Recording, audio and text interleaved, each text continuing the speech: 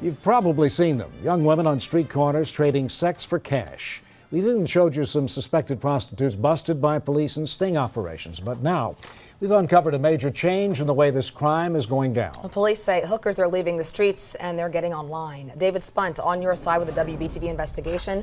David, you learned this can actually be more dangerous for the prostitutes. Molly, that is exactly right. The woman I spoke with, they say one specific site doesn't only allow prostitution, but it's an open door to something bigger. They call it human trafficking. Local police are also concerned, but admit catching people isn't that easy. How do these women get trapped, and what should you as parents look for? More on that in a minute, but first, the background on Backpage.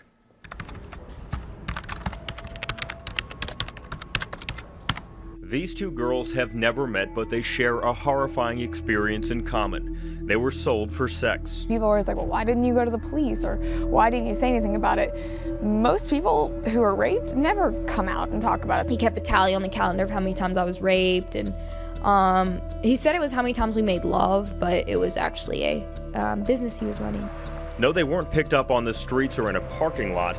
Their story more sordid, confusing to them, and most of all, dangerous. Those websites come up and down rapidly. 25-year-old Jillian Morning says she was sold into the sex trade when she was just 19, spending nights with strange men in cheap area hotels. The internet is really a sick world today where you can edit things to make them look different than they originally were. The pictures were taken on Polaroid camera. They started really innocent at first. The second woman, Susan, who asked us to hide her face, can relate. She too says exploiting pictures of her are likely online. I hate that it's so easy to go buy sex one night. The two girls are fighting against sex trafficking and this website called Charlotte Backpage, a site they argue promotes trafficking. There's a Backpage for every major city. With a few simple clicks, you can buy a book, a car, or an intimate evening with a complete stranger. Price lists included. When you see a site like Backpage, what do you think? I mean, Backpage is, I think, worse than Craigslist was. Craigslist took down its adult section after public outcry. Even a murder, with a suspect called the Craigslist killer.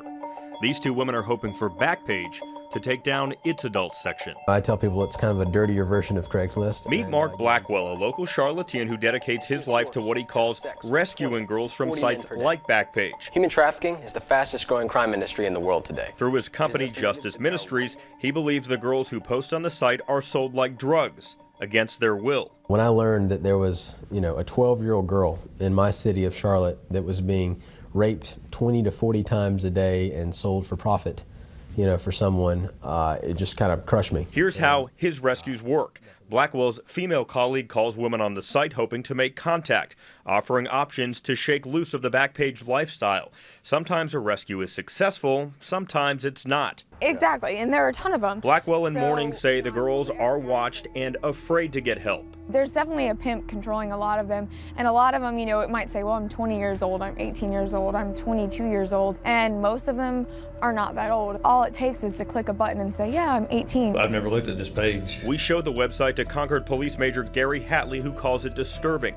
He says the shuffle of prostitution from the streets to the web makes his job tough. Things can move so quickly we can't catch up with it sometimes, but we have people that investigate internet crimes, and we're always looking for anything we can find. And what they can't find, Mark Blackwell says he can. He's on standby 7 days a week, waiting to offer other women trapped in the Backpage web a lifeline. All right, these women say getting trapped is a lot easier than you may think. It starts by making contact in person or online. Sometimes it starts out as just a regular relationship. We reached out to Backpage for comment. We did not hear back. Molly. Okay, thank you, David. Lots of information there. According to the federal government, thousands of women are trafficked for sex every year. And local numbers show North Carolina is one of the top states. There are warning signs. We've posted them on WBTV.com underneath this story.